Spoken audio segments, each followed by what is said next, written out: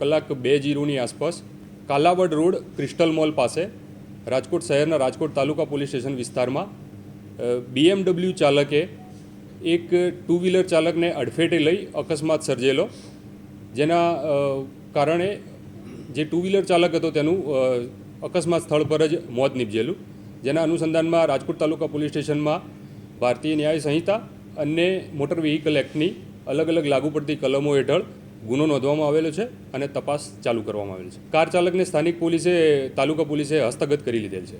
પ્રાથમિક દ્રષ્ટિએ ઓવરસ્પીડમાં હોય તેવું જણાય છે. ઓવરસ્પીડની છે અને મોટર વ્હીકલની લાગુ પડતી કલમો છે. જી, આ અનુસંધાને ઓલરેડી વાહન ચેકિંગની ને એ ડ્રાઈવ આપને બધાને જાણ હશે, રાજકોટ શહેરની અંદર છેલ્લા કેટલાક સમયથી બહુ સઘન રીતે ચાલી રહેલ છે અને આના અનુસંધાને આપણે કીધું એ પ્રમાણે ગુનો નોંધાયા બાદ તપાસના કામે FSLની પણ મદદ લેવામાં આવશે. ગાડી અકસ્માતના સમયે કેટલી સ્પીડ ઉપર હતી, કેટલી ઓવરસ્પીડમાં હતી, એની વિગતો અમે મેળવીશું. આ ઉપરાંત જે આપે કીધું એ પ્રમાણે ડ્રાઈવનું પણ સ્પેસિફિક આયોજન કરવામાં આવનાર છે, જેથી આવા જે ખુલ્લા રોડ પર ઓવરસ્પીડ કરતા 4 વ્હીલ ચાલક અને 2 વ્હીલ ચાલક તમામને તપાસવામાં આવશે.